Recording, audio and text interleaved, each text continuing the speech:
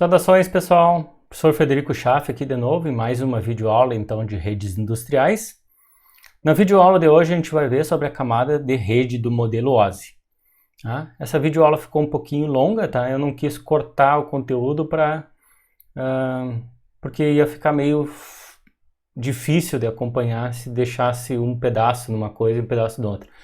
Ficou um pouco longa, que eu deixei extenso, bem explicadinho algumas partes, tá?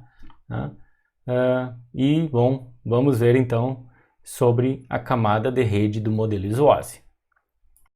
Bom, pessoal, a camada de rede, então, é a terceira camada do modelo ISO-OSI, como a gente está vendo na sequência, né? E vamos ver um pouquinho sobre ela agora, então. Vamos lá. Pelo desenho aqui, né, vocês podem ver, né, que ela lida, então, com o que a gente chama de pacotes de rede, tá? Esses são os elementos que ela manipula, né? Então, serviços referentes à construção de pacotes, tá? E gerenciamento de pacotes de rede, tá? Como eu falei na última aula, né, é óbvio que esses pacotes são colocados dentro de quadros, que a gente chama de encapsulamento, e esses quadros são aí enviados, então, para os serviços da camada física, né? É sempre essa a lógica, tá? Então, dos quadros ou da sequência de bits, caracteres, recebidos pelo canal de comunicação, quem extrai essa informação é a camada física. A camada física repassa essa informação à camada de enlace de dados, que, de posse dessa sequência de bits ou símbolos, tá? Tem a estrutura do quadro, tá? E de posse desse quadro, então, retira a informação referente aos serviços dela e pega a carga útil e entrega para a camada de rede, e essa carga útil é a informação do pacote, ok? Espero que isso esteja ficando claro para vocês nas explicações que eu estou fazendo, ok? Vamos lá. Então, a camada de rede é relacionada com a transferência de pacotes da origem para destino, tá? Essa origem e destino não necessariamente são dois dispositivos conectados fisicamente, ponto a ponto, tá? Podem ser dispositivos que estejam mais distantes, né? Então, naquela outra figura eu tinha colocado, por exemplo, 3 dispositivos, né? Então, o dispositivo 1 ligado com o dispositivo 2, que ligado está com o dispositivo 3. Então, para o dispositivo 1 mandar uma informação para o dispositivo 3, só passando por 2. Tá? E é essa a ideia dos serviços da camada de rede. Então, é transferências de origem e fim, não necessariamente de conexões físicas. Tá? Então, podem ser necessários saltos por nodos intermediários, que a gente chama de hops, tá? Para uma mensagem atingir o destino. Hope daí vem de pulo, né? Tá? Então, contrasta com a camada 2, que é a camada de enlace de dados, tá? Em relação ao destino. O destino para a camada 2 é sempre a conexão física mais próxima. Tá? Já o destino para a camada de rede é o destino lógico, tá? Que não necessariamente está relacionado com a conexão física. Tá? Ou seja, a camada de enlace de dados, se a gente for fazer uma contraposição aqui com a camada de rede, ela não gerencia esses saltos lógicos. Já a camada de rede, obviamente, os gerencia. Tá? Então, ela é responsável pelo que a gente chama de roteamento e encaminhamento de pacotes. Okay? Esse é o serviço principal. Tá? Encaminhar pacotes aos seus destinos. Certo? Bom, conforme eu vou explicando, vai ficando mais claro para vocês, tá? Mas nessa figura aqui dá uma ideia. Tá? A gente tem, então, aqui o host 1, representado por H1, tá? E o host 2, representado por H2. Tá? O host aqui é em termos de nodo, né? É um dispositivo que vai se comunicar. Tá? Então, o dispositivo H1 aqui quer se comunicar com o dispositivo H2. Tá? Vocês veem que eles não têm conexão física, tá? Direta. Tá? A conexão que eles poderiam ter é passando por vários outros nodos, né? Que estão aqui representados, A, B, C, D, E e F, né? E esses nodos aqui é o que a gente chama de equipamento de transmissão ou dispositivos de rede. E são formados por um conjunto de roteadores, como está no desenho aqui, ok? E aqui vocês veem, então, o H1, então host 1, tá, de posse de um processo lá, na verdade, aqui ilustrei o processo, poderia não colocar nada, tá?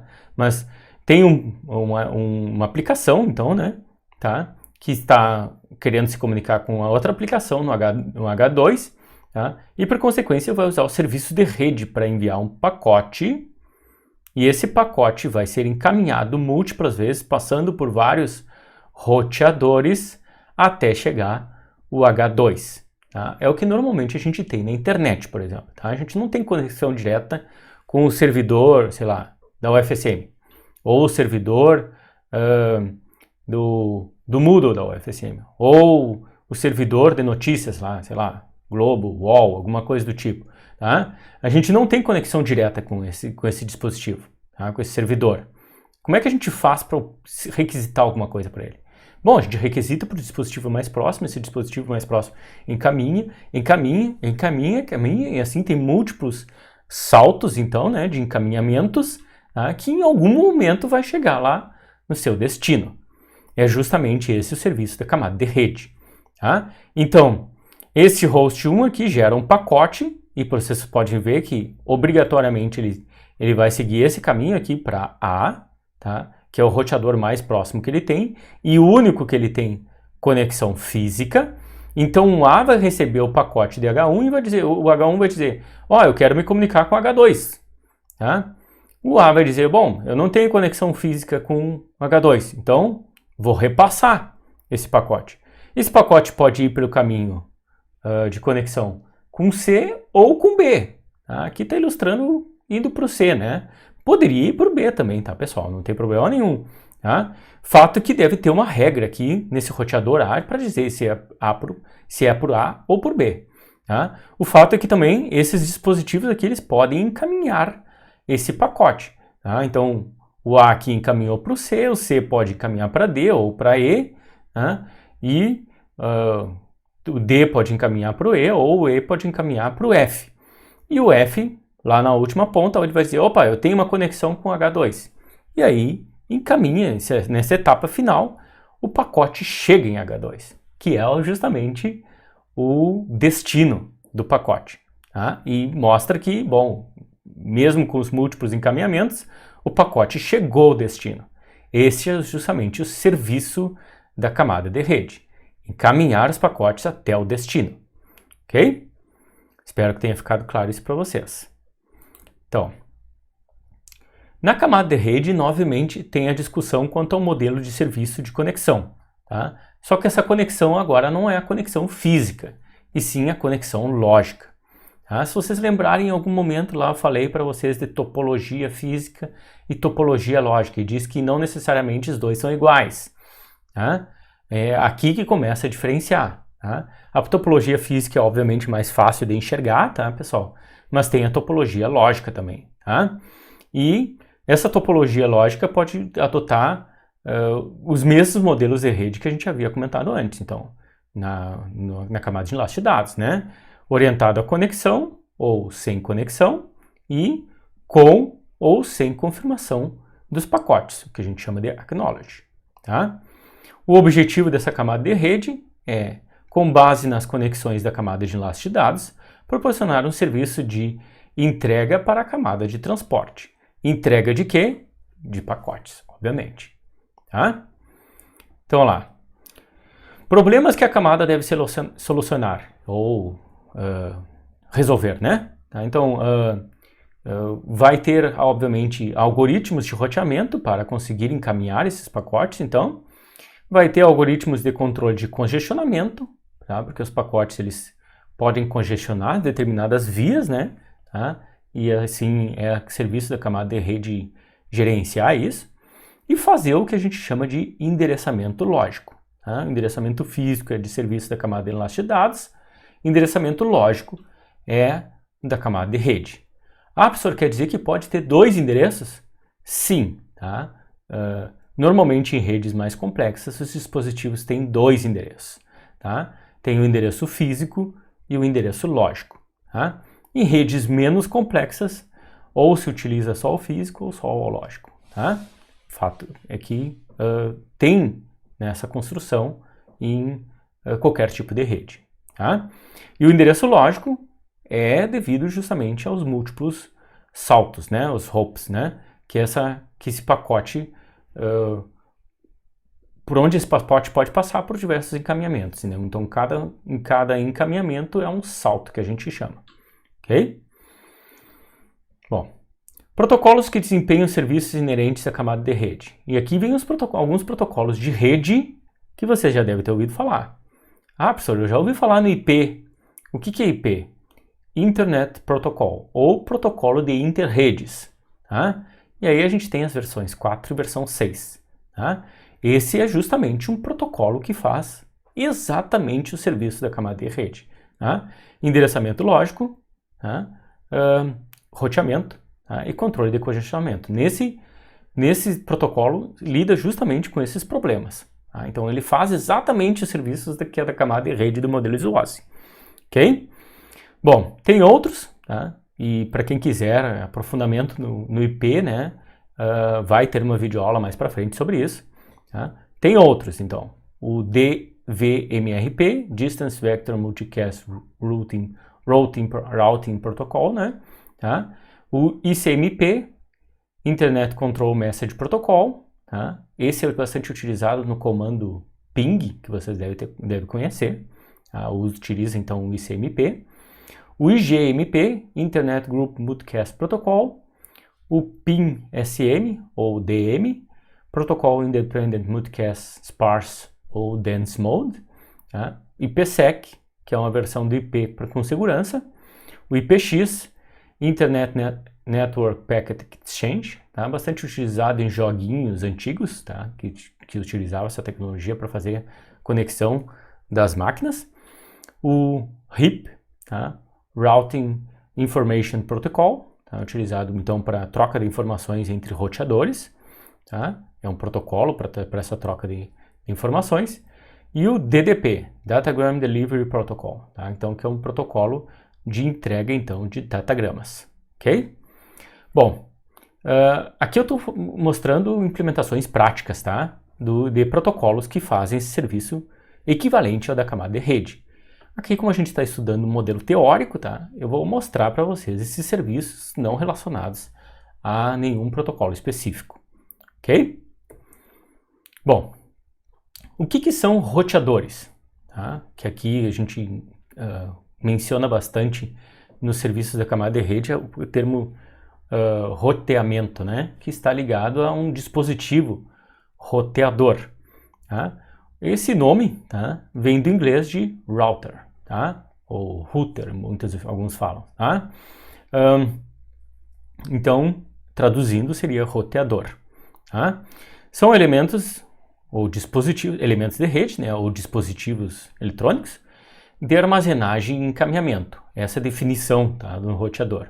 Tá? Ele faz o que a gente chama de store and forward. Tá? Então ele encaminha e pode armazenar. Tá? Então, enquanto ele não encaminhou, geralmente ele armazena. Tá? Esses dispositivos possuem regras de roteamento para manter uma tabela de encaminhamento. Então ele tem uma lógica lá, tá? Por trás do que ele faz esse encaminhamento. Tá? Ele encaminha, obviamente, seguindo uma determinada lógica programada. Tá? Esses dispositivos normalmente são implementados usando somente as 3 camadas iniciais, ou serviços equivalentes das três camadas iniciais do modelo SWOSS, que é a camada física, camada de enlace de dados e camada de rede. Tá? Então, se vocês compram um roteador comum, ele vai implementar os serviços dessas 3 camadas, tá? De acordo com a tecnologia. Eu comprei um roteador Wi-Fi. Bom, então ele faz serviços equivalentes da camada física, enlace de dados e de rede do Wi-Fi. Comprei um roteador Ethernet. Ele vai fazer, obviamente, serviços relativos a essa tecnologia da Ethernet. Ok? Esses são os mais comuns, tá, pessoal? Vamos lá. Bom, aqui, como eu estou falando de roteadores, né, muitas vezes dizem, professor, mas eu vi um roteador também que ele tem função de hub, ou função de bridge, ou função de switch. Qual é a diferença? Tá? Aqui nessa figura eu procuro ilustrar justamente a diferença, então, de um hub, de uma bridge tá? E de um switch. Tá? Então, o hub é o elemento de rede, tá? Mais comum em termos de encaminhamento. Tá? Ele faz uma coisa que a gente chama de repetição. Tá? Então, aqui nessa figura, eu estou ilustrando que o H, o dispositivo H, quer mandar uma mensagem para A. Vocês veem que todos os dispositivos aqui, A, B, C, D, E, F, G, H, estão ligados ao hub, que por sua vez possui o que a gente chama de 8 portas. Tá? Estas portas ligadas ao hub, tá? O hub recebe então a mensagem de H, tá? O pacote, na verdade, e o que o hub faz? Tá? Ele não é inteligente o suficiente para dizer, eu vou mandar só para o A. Ele faz a coisa mais simples em termos de encaminhamento. Tá? Ele diz, bom, eu recebi uma mensagem, um pacote, eu vou replicar em todas as minhas portas. E é exatamente isso que a figura aqui quer mostrar. Então, o hub recebeu a mensagem de H, ele replicou para todas as portas dele. Tá? Isso cumpre o mínimo de conexão porque o A vai receber, tá, o pacote. Mas não é pouco eficiente porque o B recebeu um pacote que não é para ele, o C recebeu um pacote que não é para ele, D recebeu um pacote que não é para ele e assim por diante. Tá? Todos vão receber o pacote e, bom, obviamente a mensagem é só para um deles. Tá? Então, cumpre o papel básico de encaminhamento, mas tem pouca eficiência. Tá? Bom, o bridge faz um serviço um pouco diferente, mas tem semelhanças. Tá?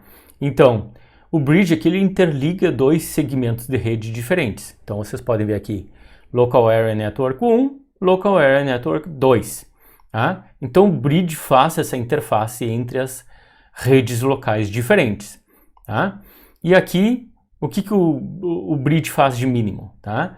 O H quer mandar uma mensagem para o A, o bridge detecta, tá, que o A está na LAN 2. Tá? Então ele não repete a mensagem para a LAN 1 e sim repete para a LAN 2. E aí vai para todo mundo. Né? Vocês estão vendo aqui, tá? Essa repetição é em toda LAN 2. Ok? Então tem uma diferenciação um pouco melhor aí na questão do hub. Mas é obviamente que daí ele tem separações entre as subredes. Já o switch, tá, é um dispositivo um pouco mais inteligente nesse sentido. Tá? Porque a gente tem aqui todos o A, B, C, D, E, F, G, H, tá, todos conectados a uma porta do switch. Tá? E o switch consegue detectar exatamente quem está conectado a que porta. Tá? Então ele sabe exatamente que, por exemplo, na porta 1 tem o dispositivo A. Na porta 2 tem o dispositivo B. Ele consegue fazer esse mínimo de diferenciação. Então, se o H manda uma mensagem que é para o A, o switch já percebe, opa, eu tenho uma mensagem para o A, eu vou lá transmitir na porta 1, que é onde está conectado o dispositivo A. Então, ele é bem mais eficiente em termos de comparativo ao hub, né? Então, aqui ele gera só uma mensagem de encaminhamento, enquanto aqui o hub vai mandar 7 mensagens, né? Tá? Para uma efetiva, né? Uma que seria o destino, ele manda 7. O hub aqui manda uma e é a certeza. E é a destinatário mesmo. Ok? Então, tomara que tenha ficado claro isso para vocês. Bom, já que os serviços da camada de rede são de roteamento, tá, a gente tem que saber um pouquinho sobre os esquemas de roteamento que podem ter. Tá? São alguns que eu vou passar agora na sequência para vocês, não são muitos. Tá? Então, o primeiro e o mais simples é o que a gente chama de roteamento unicast. Tá? É quando o pacote é destinado a somente um host ou roteador da rede, tá? Ou subrede. Tá? É o exemplo aqui então. Esse laranja aqui, esse nodo laranja quer mandar uma mensagem para o nodo verde. O pacote vai só para o verde. Tá? Unicast. Tá? Em contraposição, o Anycast é quando o pacote é destinado a qualquer host ou roteador da rede. Tá? Vocês podem ver que aqui ele vai para qualquer um. Tá? Não tem uma regra específica. Tá? Foi para os verdinhos aqui. Ok? Esse seria o anycast. Tá? Multicast é quando eu defino os destinos. Tá? Então, é para esse, este e este. Quando o pacote é destinado a vários hosts ou roteadores definidos, tá? Da rede ou subrede. Então, obviamente, né? Aí tem dizendo qual é os endereços desses dispositivos, né? Obviamente. Já o broadcast é quando o pacote é destinado a todos, tá? Os hosts ou roteadores da rede. Tá? Broad, né? Aberto para todos. Tá? Broadcast. Tá?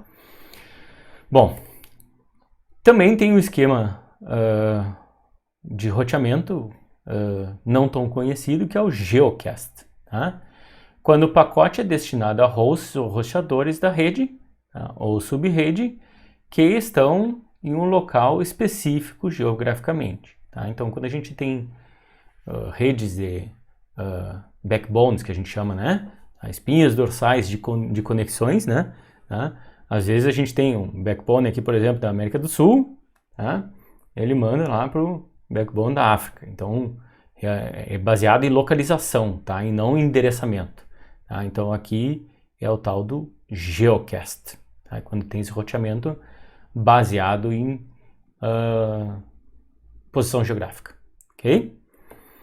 Bom, vamos então agora ao que mais interessa na questão de roteamento, que são os algoritmos de roteamento. Então, existem vários tipos de algoritmos usados para roteamento. Tá? Eles são classificados em dois grupos principais que são bem fáceis de entender. Tá? São os estáticos, aqueles onde a gente estabelece um algoritmo e ele não muda mais. Tá? Então, ele não tem regras que possam mudar ao longo do tempo.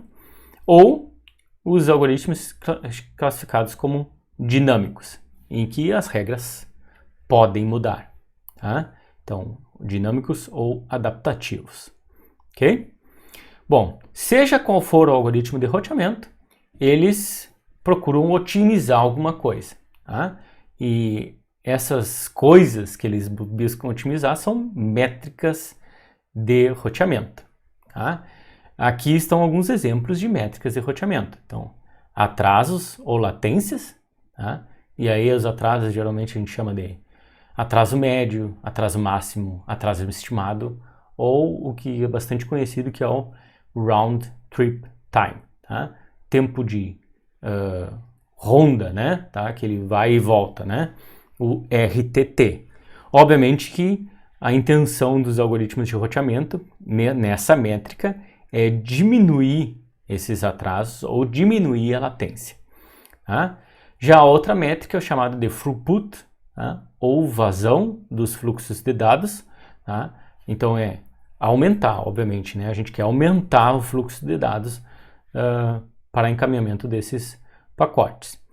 Tá? Outra métrica não tão fácil de definir é a robustez, tá? Ou tolerância a falhas, tá? Onde que a gente quer diminuir a chance de ocorrer erros. Tá? Então, a gente quer aumentar a robustez. Tá? A robustez ela pode estar ligada também à confiabilidade. Tá? Aumentar o número de caminhos redundantes ou alternativos, tá? É uma forma da gente aumentar a tolerância a falhas, né? De uma determinada rede. Tá? E por consequência o algoritmo, né, em si está maximizando ou aumentando a robustez. Okay? Outra métrica é diminuir a distância, né? Ou o caminho percorrido, né, pelos pacotes. Esse caminho pode estar ligado ao número de saltos, né, ao número de hops, número de dispositivos intermediários que esses pacotes passam. Né? Tá? É óbvio, né, que, como vocês estão vendo aqui, nem sempre a gente tem como melhorar todas as métricas ao mesmo tempo. Né? Então, às vezes, diminuir o número de caminhos ou diminuir a distância, né, implica em diminuir a robustez, por exemplo. Tá? O que é uma coisa que talvez não seja legal. Né? Tá? Ou diminuir os atrasos talvez signifique diminuir o throughput. Tá?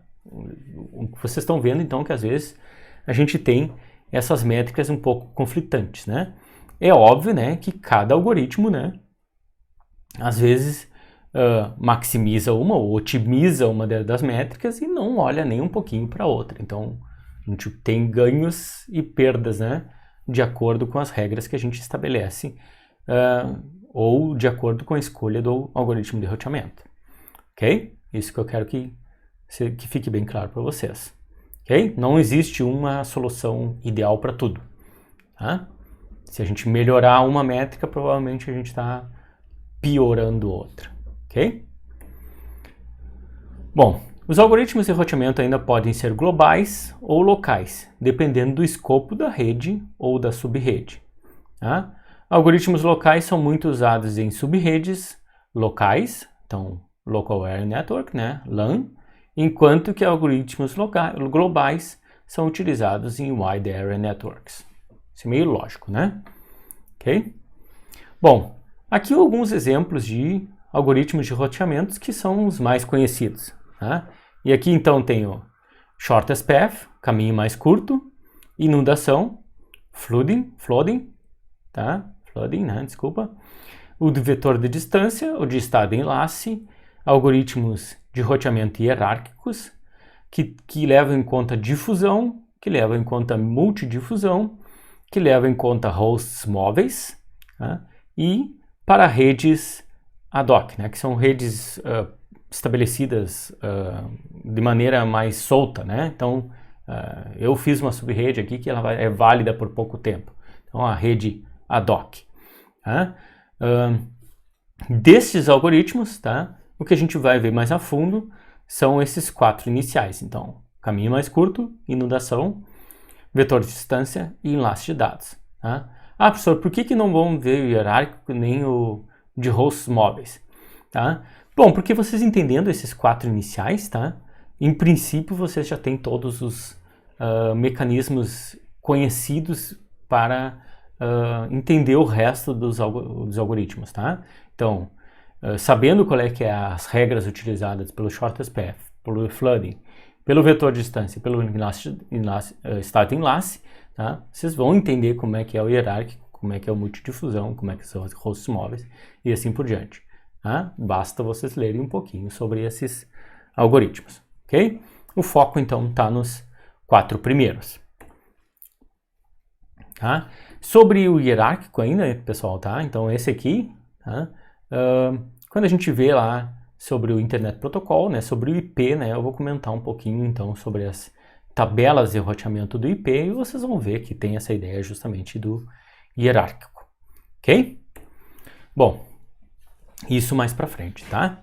Então, começando pelo algoritmo caminho mais curto, do inglês lá, Shortest Path, tá? Nesse algoritmo é utilizado a construção de um grafo de subrede para visualização, né? Tá? Aqui está um exemplo, mais para baixo vocês podem ver, né?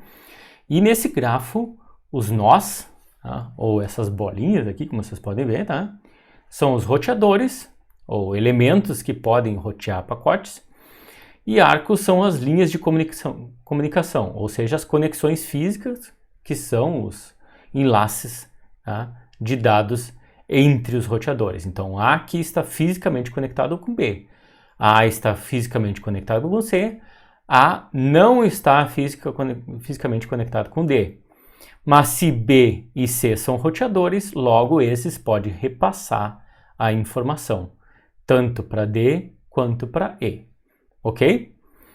Bom, esse Shortest Path, tá, é um algoritmo que é comumente resolvido pelo algoritmo de Dijkstra, tá, que é um algoritmo bastante conhecido.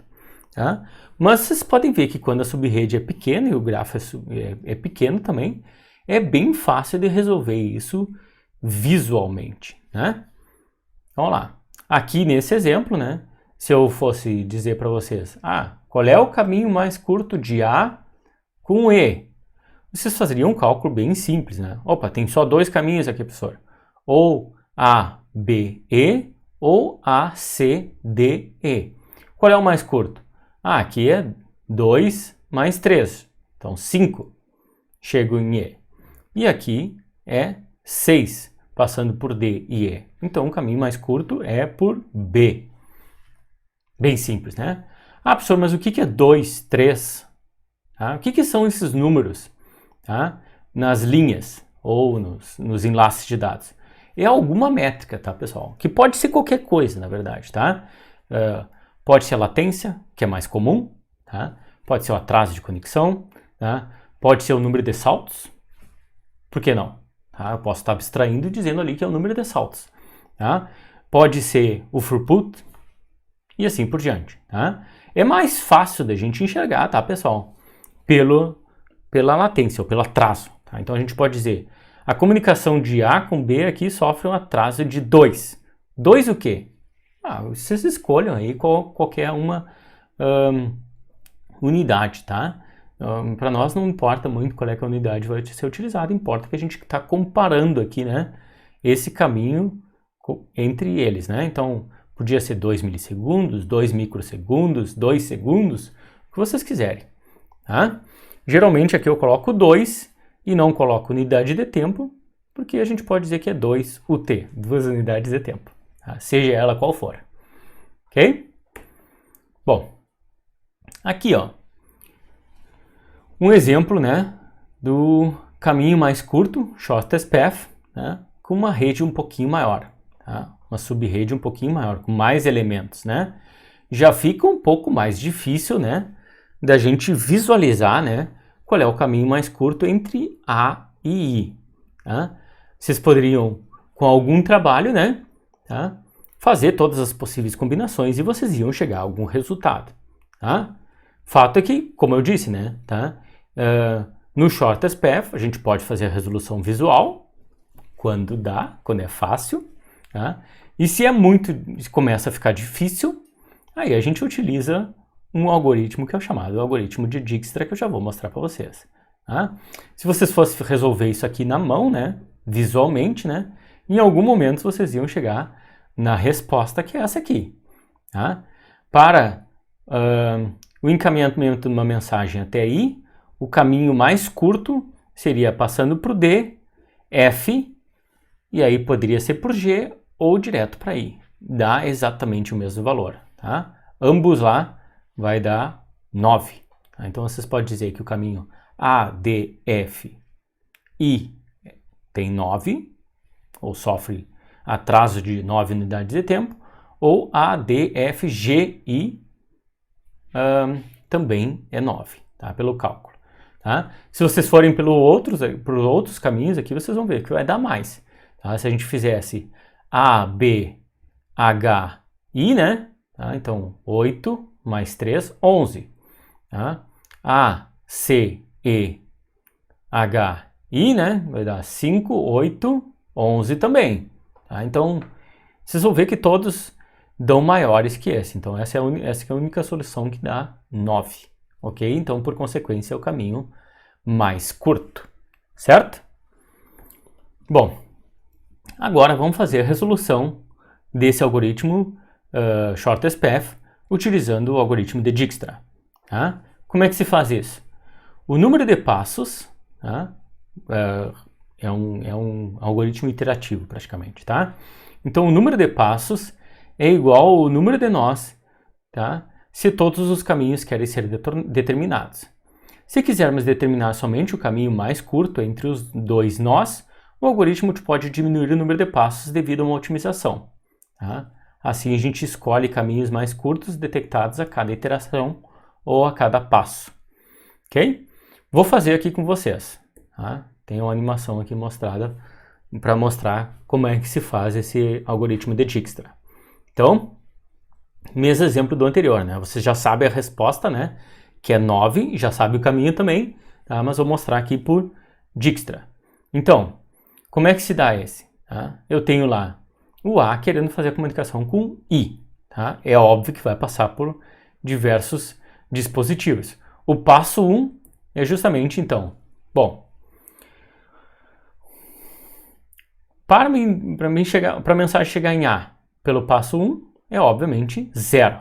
Tá? Então, eu já estou em A, né? Então é 0. Para me mandar para B, vocês podem olhar aqui, né? Por B, tá? É 2. Tá? E, obviamente, o ponto inicial aqui é A. Tá? Para mandar para C, vocês podem ver aqui, é 4. Tá? E para mandar para D é 3. Esse é o passo 1. Tá? Ah, por que não tem E, F, G, H, I? Bom, porque não chegou ainda nessa fase de encaminhamento. A gente está no primeiro passo. Ok? Vamos lá. Então, com base nessas três informações, né? Porque o primeiro nem faz sentido, a gente pega o menor. O menor é B. Tá? E aí a gente vai determinar, então, o próximo passo a partir de B. Tá? Como vocês podem ver ali, foi definido. Então, 4A no C, né? 2A no B, 3A no D. E agora a gente vai escolher o B como ponto de partida. Ok? A gente já sabe que já consumiu, né, 2, tá? Só para ir para o B. 2 unidades de tempo. Tá? Então, vamos lá. O próximo passo, tá, é colocar, então, o B, né? Então, B aqui repete, né? 2 por A, tá? 4 para o A, no C, né? Obviamente. E 3 para o D, no D, porque B não tem conexão com C nem com D. Então, fica repetido isso do passo anterior. Aí, aqui tem os passos, as informações novas. Informações novas são que o B tem conexão com o H e conexão com o F. Vocês podem ver aqui, H é 6 e F é 5. Só que a gente está partindo do A, né? Então vai ser 2 mais 5, a gente chega em F. Tá? 2 mais 6, a gente chega em H. Passando por B, né? Que é justamente esse ponto intermediário. Então, E aqui a gente não tem ligação. F, a gente já sabe, como eu coloquei aqui, 7, né? Então, 2 mais 5. Tá? E o H, como eu coloquei antes ali, né? 2 mais 6, 8. Passando por B. Ok? As informações novas, teoricamente, né? Não tão novas assim, porque as outras duas são velhinhas, né? Mas estão aqui, né? Então, a gente compara 4, 3, 7 e 8. Qual é o menor número desses? 3. Tá? Então, a gente vai fazer o próximo passo por D. Tá? Então, escolhe o D aqui e o próximo passo é D, porque ele é o menor. Tá? Lembre que eu estou fazendo o resumido aqui com vocês. Tá? Então, C aqui permanece igual, tá? D permanece igual, tá? E vamos ver as conexões de D. D tem conexão com G e com F. Tá? Bom, F já tinha antes, né? Vamos ver se agora esse caminho é mais curto com F. E é mais, né? Tem 3, 2, 5 passando por D. Então, para me chegar em F, por exemplo, eu já sei que por D é mais rápido. 5 se comparado com passando por B, que é 7. Ok? E o próximo aqui, H, né? H aqui não sofreu, desculpa, não sofreu diferenciação, e sim o G, né, que está aqui, né? Seria 3 mais 5, G, né, que é novo, né? 8 por D, então. Tá? De novo, a gente compara os menores aqui, né, novos, né, que são esse aqui, 5, 8 e 8. O menor é o 5, obviamente. Então, a gente vai analisar o próximo passo por F. Tá? Então, o próximo passo por F, de novo a gente vai lá. Tá? Então, aqui repetido, né? 3, tá? E o F agora tem conexão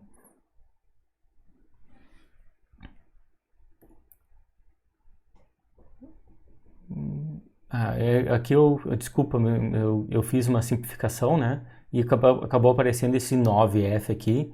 Não era para ter aparecido esse 9F, tá? Ok, no passo completo que apareceria 9F. Então, desculpa isso aqui, tá, pessoal? Ignorem esse 9F.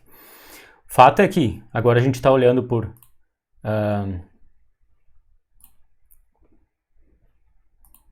parei que eu me atrapalhei aqui. Não, mas tá certo. É E, né? Isso, tem conexão com E lá. Me desculpa, tá? De novo. Eu estou em F aqui, então tem conexão com E, tem conexão com G e tem conexão com I. tá? Então, são esses três aqui que a gente vai determinar novo, né? Então, G ficou 7, é novo, né? Vocês podem ver aqui, então, tá? 3, 2, tá? Mais 2 seria 7, ok? Então, 5 até o F aqui seria o caminho mais curto, passando por D, tá? E chegando em G, então 5 mais 2 seria 7, que não está colocado aqui, tá? O H não tem conexão, né? O E, como eu coloquei aqui, é 9F, tá? Então seria aqui, né? Tô me atrapalhando aqui, desculpa, eu tô apertando no lugar errado, tá, pessoal? Desculpa. Então, 5 mais 4, vocês podem ver aqui, né? 9, ok? E por I, tá? Também é 9, né? Então, 5 mais 4 chegando aí, ok? Então, esses aqui são os novos, tá? Então, comparando aqui, né? O menor aqui entre 7, 8 e 9, tem esse 9 aqui também, tá? O menor aqui é o G, então é o próximo que a gente vai analisar. Tá? Então, por G, tá? O G tem ligação então com novo aqui, né? A ligação com F já tinha, ligação com C, essa é nova, tá? Pelo menos para esse passo. Lembrando que a gente está fazendo a simplificação, né? Tá? Então, normalmente a gente já teria o C se a gente não fizesse essa simplificação. Tá? O novo aqui seria com I, né? Então, G repete aqui, H já tinha conexão, já tinha ou não? Parei. Não tem a conexão, né? Então repete, tá? E o I, que obviamente daí agora ficou, tá? Então, por G aqui a gente tinha 7, se fazer a conexão com o I, né? Seria 7 mais 2, dando 9, que é exatamente o anterior. Então, o antes era 9 por F, e agora tem o 9 por G também. Então, a gente chega na resposta, tá? Analisando por H agora, né? Tá? Que seria o menor aqui, dos pontos, 8, né? Tá? E aí, fazendo análise por H, vocês vão ver, né, que ele não estava nos caminhos menores, né? Tá? Então, já começa com 8 aqui, a possibilidade de chegar em 11, então ele não vai chegar no shortest path, ok? E aqui a gente já tem a resposta, então, do algoritmo por Dijkstra, tá? Simplificado, com 6 passos somente, diminuindo, então, a quantidade de passos. Professor, e se a gente fizer todos os passos? Tá? Todos os passos, tá? A resposta vai ser da seguinte forma. Então, como vocês podem ver, eu faço para A, depois faço para B, faço para C, faço para D, faço para E, faço para F, G, H, I. No momento que a gente tem todos eles, então, 1, 2, 3, 4, 5, 6, 7, 8, 9, vão ter 9 passos. A gente faz para todos eles, tá? E assim a gente vai chegar na mesma resposta, tá? Que é o 9FG, ok? Bom, e agora, pessoal, aqui então está a resolução, né, por algoritmo de Dijkstra do shortest path por todos os caminhos, tá, pessoal? Então, de A indo para I, passando por todos os caminhos, aqui vocês veem as métricas, né? 4, 2, 3, 5, D. Então, se o A quiser mandar uma mensagem para H, por exemplo, já está redefinido aqui, né? O menor caminho é 8, passando por B, tá? Ou por E. O valor dá igual. Ó, vocês podem ver aqui 4, 5, 8 ou 2, 8 dá igual. Tá? Então, tanto por esse caminho aqui por cima, tanto por esse caminho aqui por cima, quanto por esse caminho aqui, os dois dão 8. Então, aqui o shortest path da conexão do A está definida e pronta, ok? E seja com qual nodo o dispositivo A fizer a conexão, tá? Já está definido aqui, ok? Bom, eu tenho um outro exercício para fixação, tá? Que é esse aqui, então. fazer a tabela completa a partir de A usando Dijkstra e determinar o menor caminho entre A e J. Vocês podem ver que é um pouquinho maior, né? Então, aqui está o A, aqui está o J, ok? Então, o ideal é que vocês tentassem fazer mais ou menos sozinhos, tá? Mas eu vou fazer aqui junto para garantir, então, que vamos chegar ao mesmo resultado, ok? Então, para facilitar, eu fiz aqui já um pedaço pronto, então, né? Tá aqui o mesmo grafo de subrede, vocês podem ver. Aqui eu já coloquei a tabela, né? Porque eu sei que são 10 passos, são 10 dispositivos, então A, B, C, D, E, F, G, H, I, J. Tá? Então, estão todos esses dispositivos aqui, a gente já pode começar completando a tabela. Tá? Então, aqui a gente teria 0, né, por A, ok? Bom, por B, né, a gente sabia que é 1, começando em A, né? Então, tem a conexão C, seria 2A, e D, 2A. Opa, desculpa, eu dei uma falhazinha ali, né, na minha escrita aqui, ok? Então, A não tem conexão com E, não tem conexão com F, G, H, I e J, ok? Próximo passo é, obviamente, escolhendo B, tá? Então, próximo passo aqui é o do B, né? Então, vamos fazer a tabela completa. Obviamente que quando a gente começa com B aqui, né? A gente ignora o resto de toda a linha aqui do A, tá? O B aqui, obviamente, então, repete, né? 1 para A, tá? O B tem conexão com C aqui, vocês podem ver, né? Seria 3, né? Como o 3 é maior, então a gente repete 2 por A, tá? E não tem conexão com D, então repete de novo, 2A. O B tem conexão, agora que vocês podem ver aqui com, ó, I, G e F. Então isso a gente tem condições de fazer. Não tem com E e tem conexão com F, tá? Então vamos lá.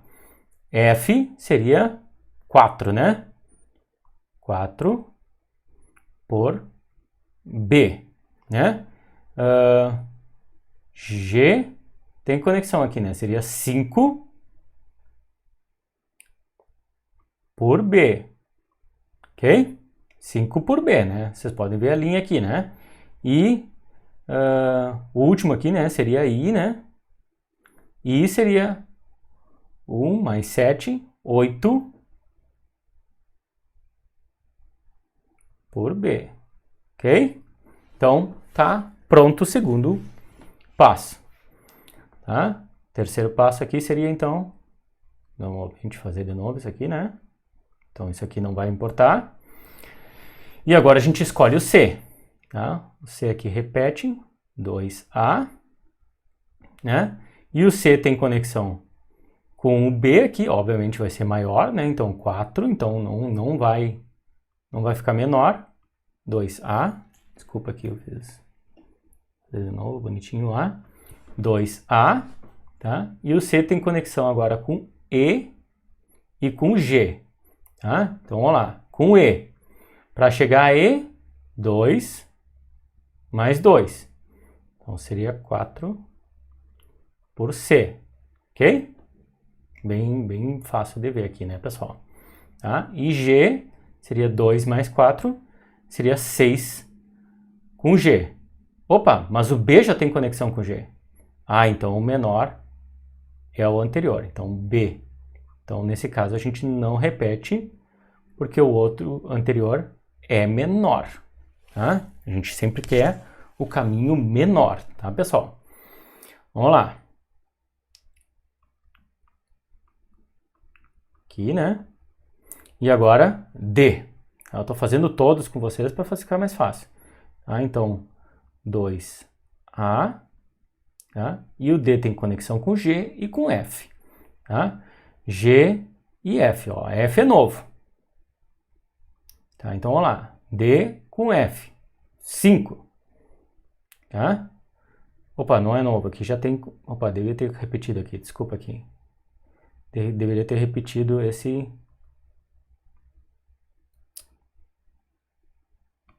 (4b) aqui anterior. Desculpa, fiz errado. Tá? E aqui 4b, porque é menor, né? Ok? Então, para chegar a F aqui, o menor caminho é aqui por B. Ok? Ó, 4 e aqui é 5. Ok? Então, por D, agora que a gente está fazendo, né? Tá? Chegando a G, seria 6. É maior também, então a gente repete o anterior. Ok? Bom, D não tem nenhuma conexão nova mais. Aqui seria 8 também, repetido.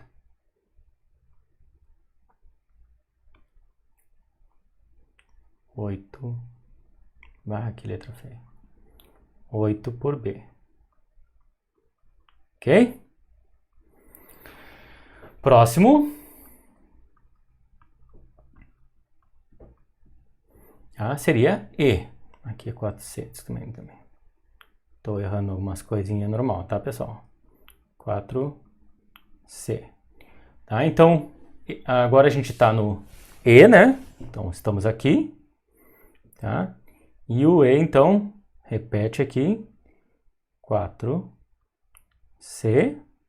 Tá? O E tem conexão com F. Tá? Então, a gente vai calcular. Tem conexão com H. Tá? Então, para chegar ao E, o menor caminho é por C, tá? E leva a 4, pelo menos até o momento. Tá?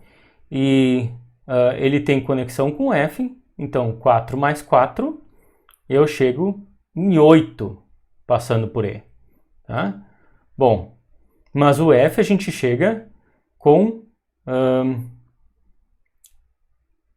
4 passando por B, então é maior, então a gente mantém o 4B, ok?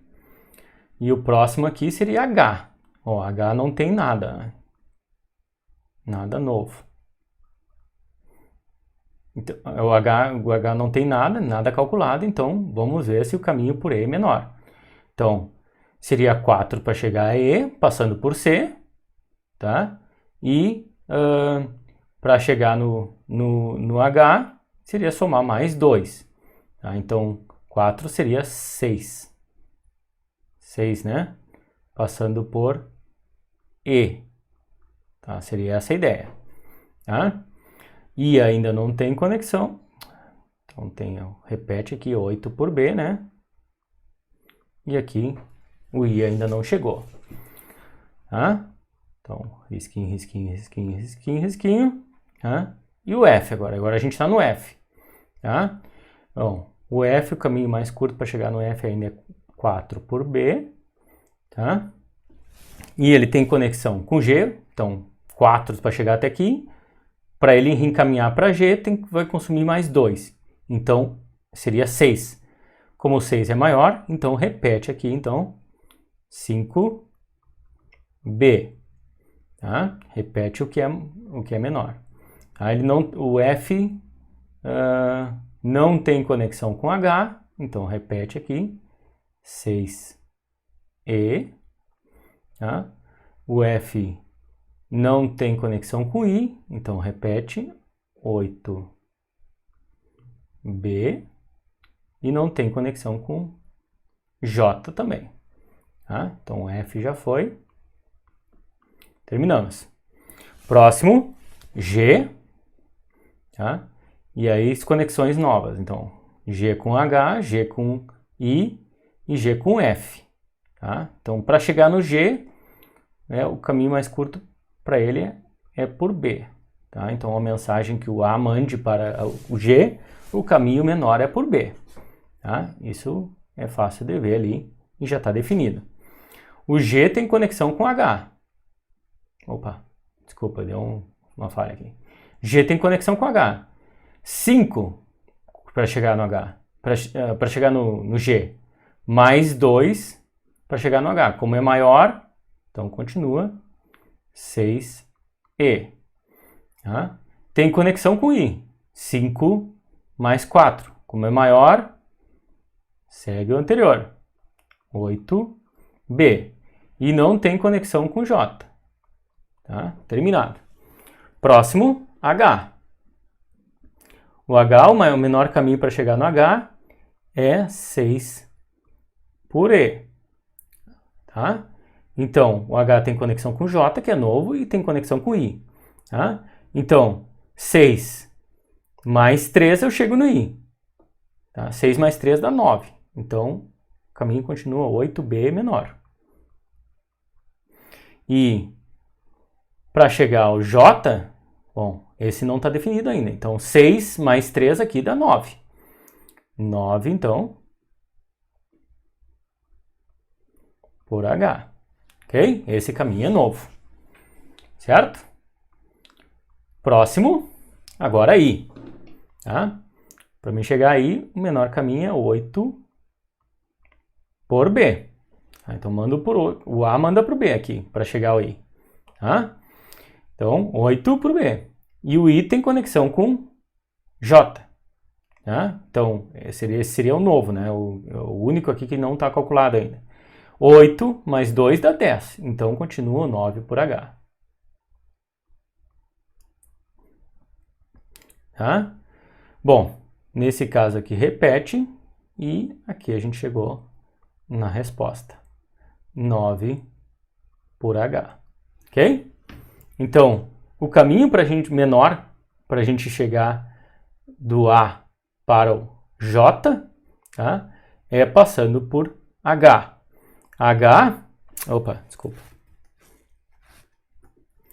H, o caminho menor para mandar para H é por E.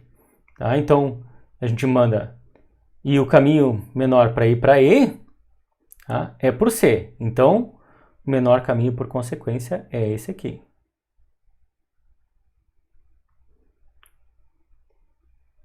Desculpa a feiura aí. Tá? Que dá 9. Vocês podem ver 2 mais 2 mais 2, 6, mais 3, 9. Ok? É isso que é definido, então, no algoritmo Dijkstra. Ok? Se a gente fazer a resolução, então, tá? Vai dar isso aqui, como eu fiz ali para vocês, e a tabela é exatamente aquela que eu montei para vocês. Ok? Só para ficar bem claro.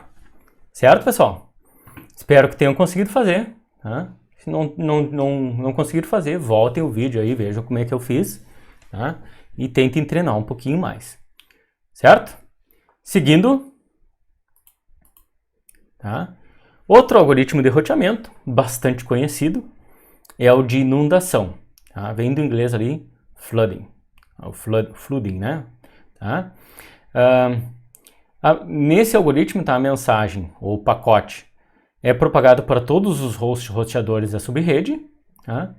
Pode-se contar um contador de saltos, né, de hop, que é decrementado a cada novo encaminhamento. E o algoritmo de flooding, tá, é útil para aplicações onde se deseja transmitir o mais rápido possível a todos os nodos, ou em que alguns nodos possam ser desativados no tempo sem ter que fazer o cálculo anteriormente. Tá? Então, ele é rápido, tá? Mas ele não é tão eficiente como eu vou mostrar para vocês agora. Tá? E ele pode gerar um número grande de mensagens, um número grande de pacotes. Tá? Eu vou fazer a demonstração dele agora, como é que é o algoritmo de roteamento, então, de inundação. Digamos que nessa subrede aqui, e eu não coloquei alguma métrica, tá? Porque não é importante para o flooding, ele nem olha para as métricas, tá? Nem se importa com as métricas. O A queira mandar uma mensagem para, um pacote, desculpa, para o nodo I. Tá? O que acontece? O A replica para todas as conexões que ele tem. Tá? No caso, ele vai mandar uma mensagem pelo caminho que ele tem conexão com C, com B e com D. Tá? Então, C, B e D recebem o pacote. O que eles fazem? Bom, eles também têm o mesmo algoritmo. Tá? Então, geralmente, numa subrede, todos utilizam o mesmo algoritmo. Tá? E aqui eu estou fazendo a ilustração de como é que seria o algoritmo de flooding. Tá? Então, C, B e D receberam o pacote. O que eles fazem? De novo, eles replicam para todos as conexões dele. Tá? Obviamente que eles não replicam de volta, tá? Então, se eles receberam de A, eles não vão mandar para A de novo. Esse é o mínimo que eles fazem. Então, não repete para quem enviou. Mas eles repetem para os outros. Tá? Então, o C aqui, no caso, vai mandar para E, vai mandar para G e vai mandar para B. Ah, professor, mas o B já recebeu por A. Bom, ele vai receber do C também. Tá? O C não sabe disso. Ele replica igual. O B recebeu o pacote de A, encaminhou para C. Ah, mas o C já recebia de A. Bom, de novo, né? Vai ser uma mensagem extra, mais uma, né? Tá? Então o C vai receber a mensagem de A e vai receber a mensagem de B ainda. Tá? E o B vai receber a mensagem de A e vai receber a mensagem de C. Vai ter a duplicação. O D manda para E, G e F. Num próximo ponto, E manda para I, H e F. F manda para E, G e I. Tá? E o G manda para H, F e I. Ah, professor, agora a mensagem chegou no fim. Tá? O pacote chegou em I, pessoal. Tá? E esse é o objetivo do algoritmo. Tá? O objetivo do algoritmo, mesmo que seja pouco eficiente, mesmo que gere múltiplas cópias do pacote, tá? Ele chegou no destino. E isso é bastante importante. Tá? Ele não teve que fazer cálculo nenhum para fazer isso. Tá? Ele simplesmente ficou replicando os pacotes pelas suas conexões. E chegou ao destino. Tá? Então, por mais absurdo que seja esse algoritmo, em termos de replicação de pacotes, tá? Ele cumpre o propósito que é chegou no destino. Ah, professor, e todos esses pacotes que B, G, C, D e E receberam cópias, tá? O que esses nodos fazem? Tá? Geralmente eles ignoram depois de um tempo esses pedidos de encaminhamento. Tá? Então, depois que eles encaminharam a mesma mensagem, se eles receberem a mesma mensagem que outro dispositivo encaminhou, eles não vão encaminhar de novo. Tá? Ah, professor, como é que eles sabem? Tá? Geralmente o pacote tem uma identificação. E diga assim, ó, o A mandou um pacote aqui. Tá? Ah, e qual é esse pacote do A? Ah, é o primeiro, número 1. Pacote número 1 do A. Então o A mandou uma mensagem para o C, mandou um pacote para o C recebeu lá. Eu recebi o pacote número 1 de A. Tá? Ah, o que eu faço? Encaminho. O B mandou também recebeu esse pacote número 1 de A. Obviamente, né? Todos esses três iniciais aqui são 1, né? Tá? Todos esses pacotes aqui são 1, né? Tá? Mesmo que eles sejam cópias, tá? Eles continuam sendo 1. Tá? E aí, em algum momento, o B diz, mas eu já encaminhei esse pacote, não vou encaminhar de novo. Tá? Então, se o B encaminhou esse pacote, o pacote que ele recebeu de A, quando ele recebe o mesmo pacote por C, ele diz, eu não vou encaminhar de novo, eu já encaminhei. Tá? Então, pelo menos, ele não, em algum momento, ele cessa esses encaminhamentos. Tá? Como? Por identificação do pacote. Okay? Tem uma outra coisa que dá para fazer para ser mais eficiente ainda, que é colocar um contador, né, de saltos. Né? Então, digamos assim, o A manda um pacote. Daí ele diz, é o pacote 1. E o que é o contador de salto? É uma informação dizendo, eu quero que tu retransmita esse pacote, ou encaminhe esse pacote, mas no máximo por 6 saltos. Tá? Então, o A mandou aqui, disse, é o pacote número 1 com 6 saltos, o B recebeu esse pacote e aí ele decrementa, ele tira um salto. O A disse que era 6, agora eu já estou com ele, então agora o próximo, quando eu encaminhar de novo, é 5. Tá? Quando o outro receber é 4 e assim por diante. Então, em algum momento, esses encaminhamentos possivelmente infinitos vão cessar, tá? Porque chegou ao número de saltos 0. Né? Então, daí, no caso, quando um nodo recebeu um número de saltos 0, quer dizer que daí ele não vai encaminhar mais para frente. Ok? Assim a gente tenta diminuir um pouco das replicações dos pacotes. Certo, pessoal? Então, gostaria de que vocês tivessem percebido então que o flooding ele é rápido, tá? Ele não é muito eficiente, tá? Ele nem encontra o caminho mais curto, mas ele é rápido. Se tu quiser mandar uma mensagem, vai, tá? Ele vai causar talvez um estresse nos dispositivos que ficam replicando mensagens, mas em algum momento ele vai chegar no fim, tá? Então isso que é interessante, tá? Tem outro algoritmo também que é o de vetor de distância, tá? Esse é um pouco mais eficiente. Ele é um algoritmo dinâmico que leva em conta alguma métrica de otimização da rede.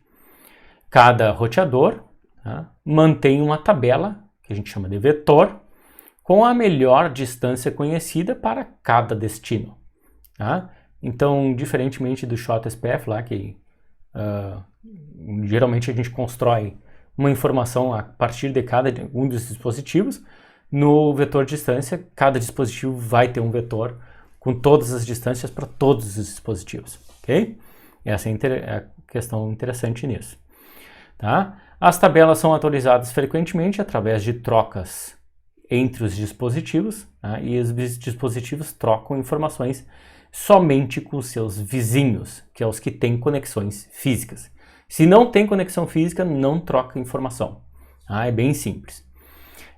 Esse algoritmo vetor de distância ele tem outros nomes, tá? Vocês podem encontrar ele como algoritmo distribuído de Bellman-Ford ou algoritmo de Ford-Fulkerson. A ideia é a mesma, tá? Então com outros nomes. Esse algoritmo vetor de distância, então, foi originalmente empregado na ARPANET, que era a antecessora, né, da internet, tá? E depois foi utilizado na internet com o nome de RIP, tá? Routing Information Protocol, tá? Que é aquele protocolo que eu comentei anteriormente, ok? Bom, como é que é esse vetor de distância? A unidade métrica usada em cada tabela pode ser o atraso de propagação, número de hops, número de pacotes na fila, etc. Tá? São utilizados pacotes que a gente chama de echo, tá? Do inglês, tá? Pacotes de echo, tá? Para medir o retardo ou latência, tá? De atraso de propagação do dispositivo com seus vizinhos. Bom, esse algoritmo tem um problema conhecido que é o de contagem infinito para notícias ruins. Tá? É meio difícil de explicar isso, tá? E é pouco eficiente eu mostrar esse problema, mas vocês podem imaginar que numa rede dinâmica, tá? Uma rede com um algoritmo dinâmico de roteamento, tá? Se um dispositivo tiver algum problema numa das linhas de comunicação, tá? E já que esse dispositivo se comunica com outro trocando vetores, tá? Quando o retardo por uma linha desse dispositivo que caiu fora, digamos assim, ele não tem mais conexão, tá? Isso vai ser propagado para os outros dispositivos, tá? E essa propagação, tá, pode causar um problema aí de contagem ao infinito, que a gente chama, tá? Então, esse é um problema clássico que tem nesse algoritmo de roteamento vetor de distância, tá? Se vocês quiserem mais informações sobre isso, vocês podem procurar. Como o ideal de uma rede é que não tenha tantas notícias ruins assim de conexão, o ideal é que a gente tente resolver esses problemas por outros métodos, tá? Que aumentar a confiabilidade e assim por diante, para o dispositivo não sair da rede. Eu não vou focar nesse problema de notícias ruins, ok? Vamos focar no cálculo, tá? Por notícias, mais ou menos como a gente diz, notícias boas de novas conexões, ok? Bom, vamos aqui então como é que ele funciona. Tá? A gente tem a subrede aqui, o grafo demonstrado aqui, tá? Vocês podem ver, né, que eu coloquei aqui A, B, C, D, E, F, G, H, I, J, K, L, e o J aqui, né, tá com uma cor diferente. Tá? Esse exemplo é o seguinte, então, eu tenho um dispositivo novo que foi conectado na subrede, tá? Que é o J, tá? E ele não sabe ainda qual é os melhores caminhos, tá? Os vetores de distância dele. Então, ele vai ter que calcular, tá?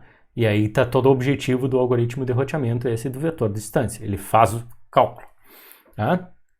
Então, nesse exemplo, a gente vai fazer o cálculo, tá, do vetor de distância de j, que é novo e não está pronto ainda. Tá? Então, o que a gente tem? Aqui está exemplificado, então, como é que é a subrede. Então, dá para ver aqui quem é os vizinhos de j, ou quem j tem as conexões, que é com A, com I, com H e com K. Tá? Então, o que se faz? Tá? Primeira coisa, tá? O J, obviamente, sabe quem é os vizinhos dele. Tá? Ele, em algum momento ali, manda uma mensagem para os vizinhos e descobre quem é ele. Tá?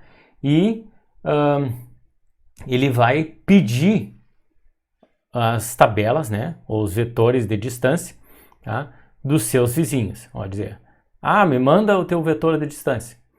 H, me manda o vetor de distância. I, me manda o vetor de distância. K, me manda o vetor de distância. Por quê? Porque com base nisso, ele vai calcular o vetor de distância para todos os outros dispositivos. Tá? E isso é o interessante desse algoritmo. Tá? Então, primeira coisa que ele faz, então, pede as tabelas, aqui está o vetor, né?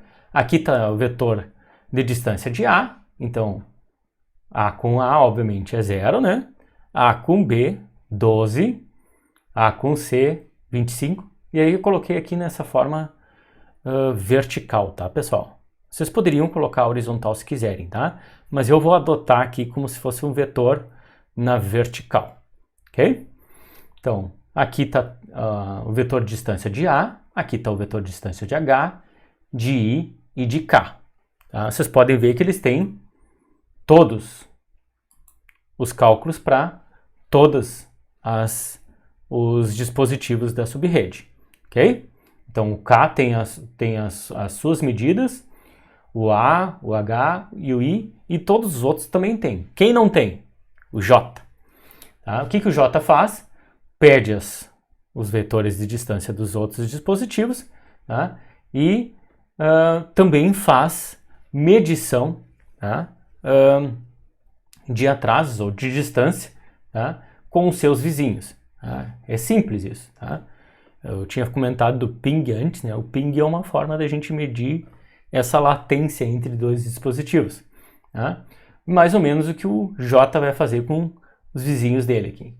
E aí ele mediu, e a conexão de J com A deu 8. J com H, 12. J com I, 10. Tá? J com K, 6. Obviamente que ele com ele é 0. Tá? E aí vocês podem me perguntar, professor, mas tem aqui, ó, A com J deu 9. Por que J com A deu 8? Tá? Bom, lembrando que a gente pode ter conexões full duplex, né, pessoal? Então, digamos que o caminho de transmissão seja diferente do caminho de recepção. E aí a gente pode ter atrasos diferentes. Tá? E a gente pode ter também condições diferentes, né? Então, mais tráfego de J com A do que de A com J, e isso causar atrasos. Pode ser. Tá? Então, o fato é que nem sempre é igual. Tá? Então, isso que tem que ficar claro para vocês. Ok? Então, de posse dos vetores aqui de A, H, I e K, e o J fazendo os cálculos, a gente tem como determinar todos, tá, os outros.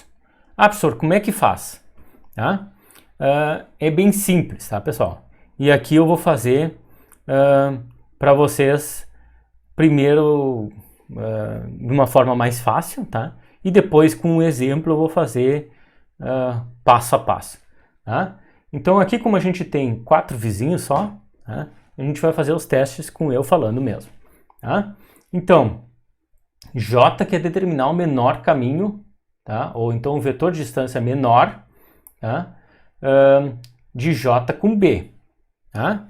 Bom, o que ele tem? Ele tem as tabelas, os vetores de A, H, I e K. Tá? A com B, 12. H com B, 31. I com B, 36. K com B, 28. De cara aqui vocês podem olhar que, bom, provavelmente, né, o A tenha o menor caminho, ou o vetor de distância menor com B, tá? E aí, como é que eu vou saber? Bom, se eu quiser mandar se o J quiser mandar um pacote para B, ele não tem conexão direta. Vocês podem ver que ele não é vizinho, então não tem como calcular, não é conexão direta. Então ele vai ter que mandar ou para A, ou para H, ou para I, ou para K. Tá? Se for com A, qual é que vai ser o valor? 8, porque a linha JA já é 8, mais 12. Tá? Seria 20. Né? Esse é o menor? Bom, provavelmente, mas vamos mostrar para vocês que já é o menor só por esse simples fato. Vamos lá. 12 mais 31 daria 33. É muito maior do que 20. Tá? 10 mais 36, 46. Maior ainda. Tá? E 6 mais 28, 34. Então, o menor caminho aqui... Estou dizendo menor caminho, tá, pessoal? Mas é que é mais fácil da gente enxergar assim, tá? Mas então, o menor vetor de distância, tá, seria JAB, que seria 20, ok? Então, 20 viria para cá, tá? 20 para o A, vocês estão vendo aqui, né? Se a gente fazer a mesma coisa para os outros, tá? Vocês vão ver J com C, AC 25, HC 19, IC 18, KC 36. Tá? Então vamos testar. 8 mais 25, 33. Tá? 12 mais 19, tá? 31. Tá? 10 mais 18, 28. É o menor até agora. E 15 mais 36, bom, é maior que 28. Então a gente já está definido aqui que é 28 o menor por I, mandando por I, ok? Mesma coisa para os outros, seguindo a mesma regra, né? Tá? Então JD seria AD 40, então muito grande. HD 8, provavelmente esse aqui. I D 27, K D 24. Então, vamos lá. 8, 48. Né? 12 mais 8, 20. Pequeno, né? Então, menor. Então, 10 mais 27, 37. E 6, desculpa, mais 36, 42. Então, o menor aqui é por H. Tá? Se a gente repetir isso na sequência, do jeito que eu fiz, tá? Vocês vão ver. Aqui está o vetor de distância DJ, tá? Bem simples de calcular, ok? Sempre o menor valor, né, da soma, né? E a linha aqui tem que ser determinada também. O J tem que saber. Se eu quiser mandar para H, tá? H já tem conexão direta, desculpa. Se eu quiser mandar para G, né, que eu não tenho conexão, que o J não tem conexão física, para quem que ele vai enviar? Para H, porque é o menor, e vai dar 18. Ok? Tá? É bem simples isso, tá, pessoal? E agora, então, para fixar melhor ainda, tá, eu vou fazer, da mesma forma que eu fiz lá no Shortest Path, tá, um exercício com vocês, com o vetor de distância, nesse caso aqui. Então, construa a tabela DF, aqui está a subrede, e o F tem como vizinhos C e I. Aqui está o vetor de C, aqui está o vetor de I, ok? E agora eu vou fazer com vocês, então, lá usando o whiteboard, né? Então, aqui eu coloquei, então, essa representação, agora tem que fazer os cálculos com vocês, né? Aqui está as medições, então, de F, tá? FC 8, FI, né, 10. Agora a gente tem que determinar, então, FA. Vocês estão vendo aqui que está longe, né? Então, provavelmente vai passar por mais de 1, né? Ele tem que saber, então, se ele vai passar para o C ou para o I, para chegar em A, com o menor métrica aqui, né? Então, FC é 8, tá? Então, 8, tá? E CA é 10, 18 eu chegaria em A por C. Vamos ver se é o menor. E 10 mais 30, 40, eu chegaria em A por I. É óbvio, né, que 18 é menor. Então, basta colocar aqui 18 por A. Ok? Próximo. FB, né? Então, se for por A, né, vai ser 8. Parei que eu fiz, não é por A, pessoal. Desculpa, me enganei aqui. C, né? Tá? Então, mal. Muito mal. Tá? C, desculpa, A nem é vizinho. Tá? Então, próximo. FB, né? Então, 8 mais 5 dá 13. Tá? Seria por C, né? Ou 10 mais 22 seria por I, 32. Tá? Como 13 é menor, então a gente escreve 13 aqui. E é por C de novo. Tá? Próximo, D. Tá? 8 mais 15, né? Dá 23. Ou 10 mais 12 dá 22. 22 é menor. Então, 22 por I. Tá? Próximo seria FE. Tá? Então, 8 mais 7 daria 15. Ou 10 mais 5 também daria 15. Então, os dois é igual, né, pessoal? Então, nesse caso, a gente pode... Viajando. Pode botar igual, né? 15 tanto por I como por C. Ok? Os dois dá igual. Tá? Próximo, F, né? Não faz sentido nenhum. Tá? FG, né? 8 mais 21, 29. Ou 10 mais 13, 23. Então, 23 por I. Né? E o último, FH. Tá? 8, 18.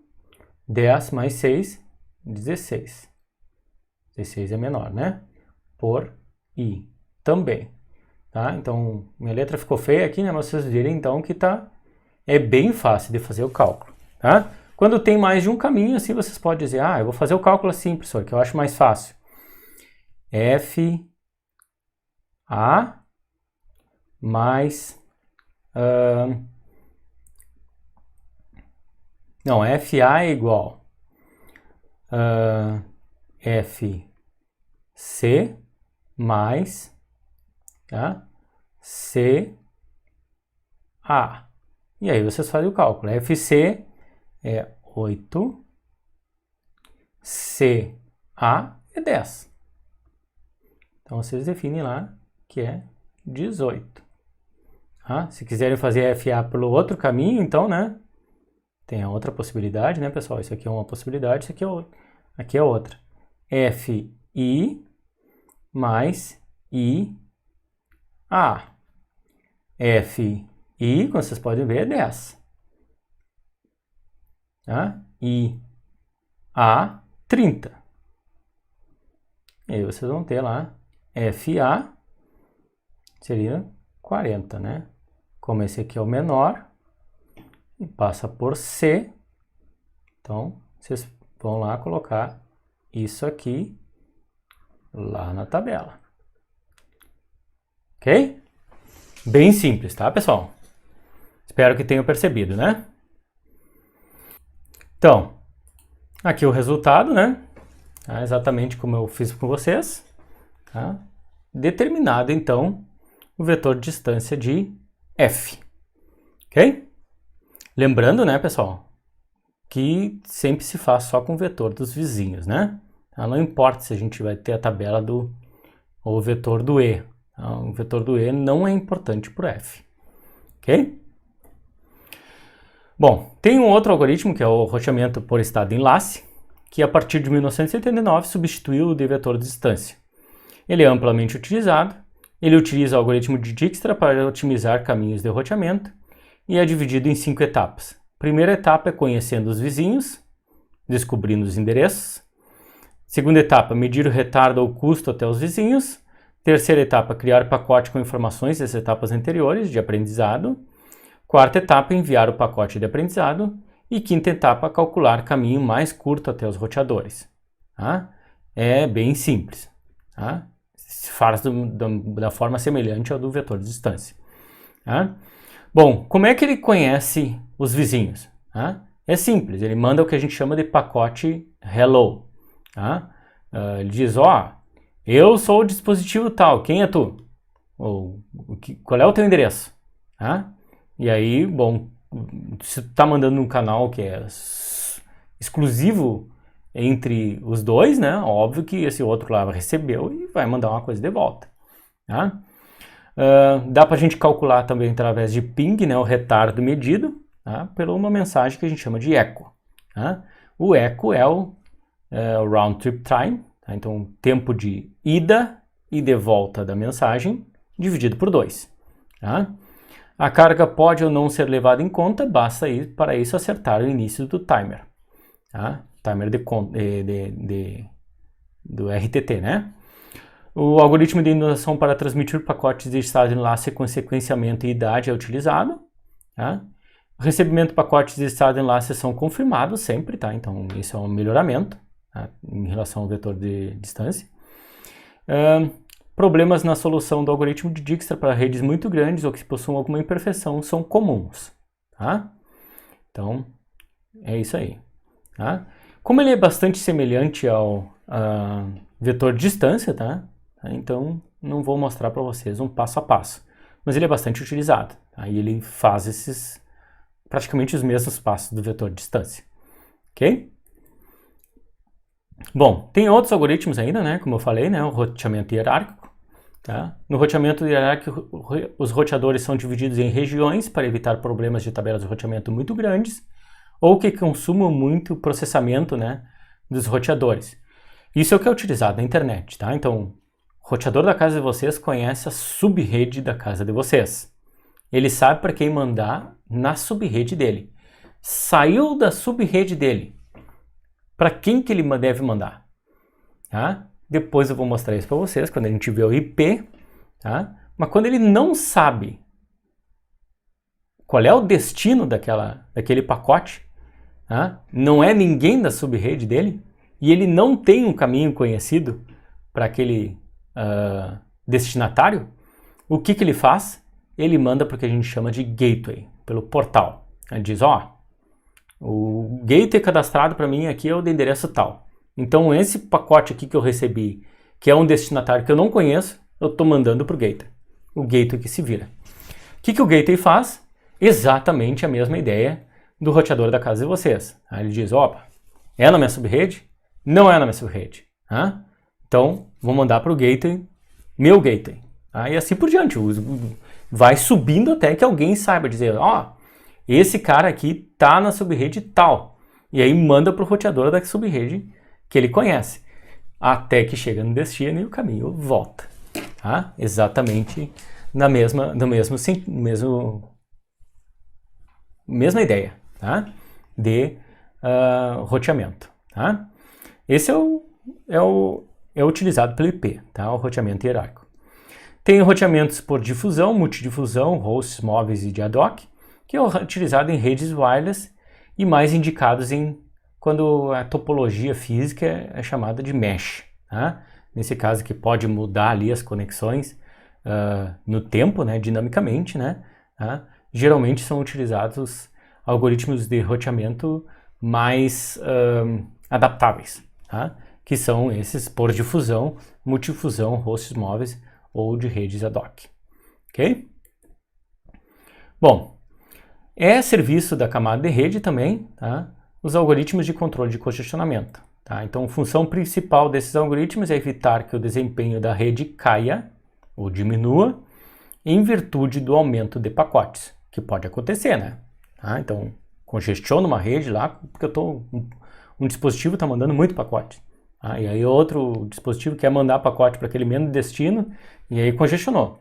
Tá? Pelo menos uma linha ali, ou alguma coisa do tipo.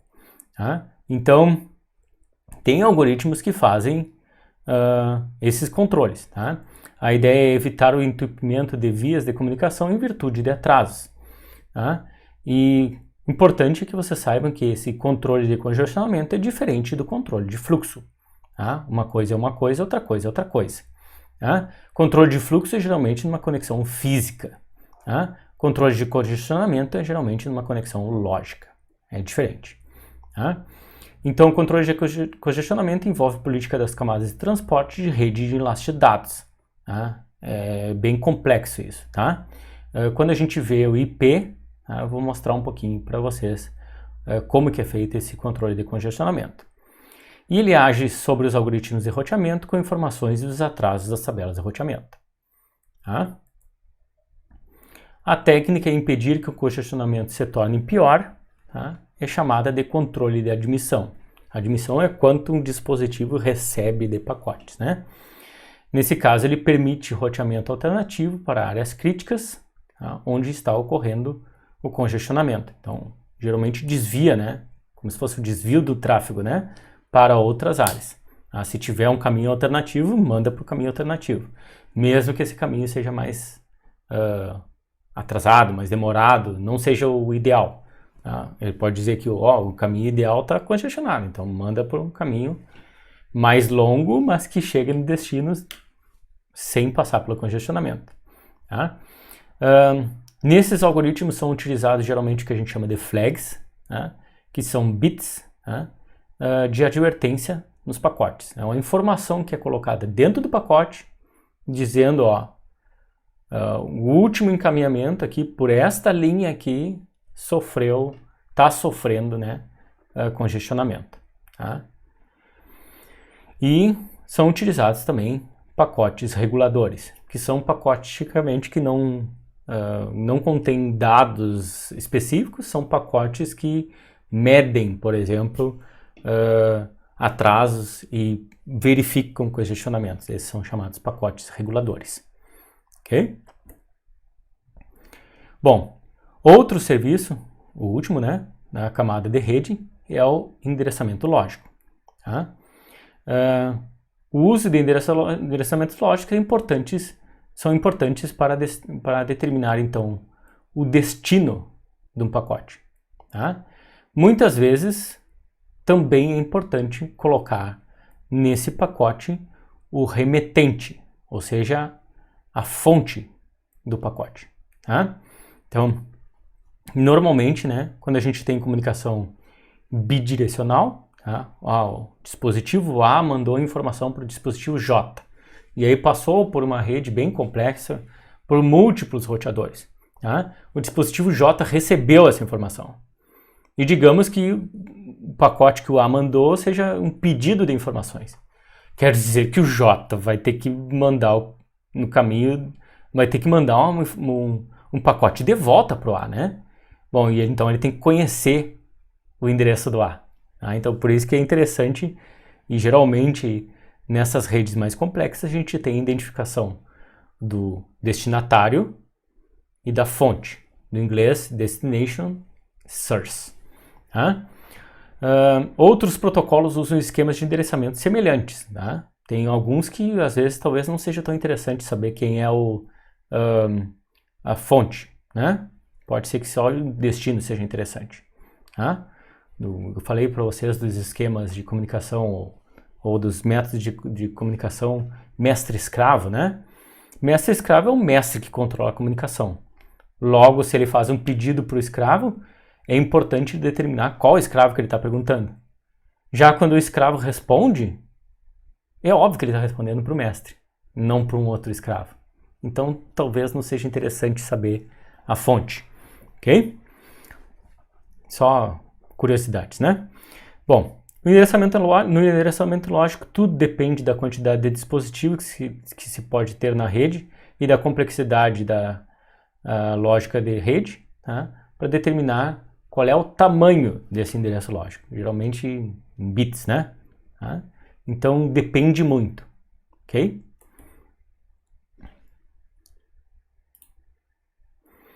O endereço lógico varia muito em redes industriais, tá? Redes com número menor de dispositivos máximos geralmente utilizam 8 bits para endereçamento, o que me permite endereçar até 256 estações. Tipicamente aí a gente endereça 255 e deixa o endereço livre, tá?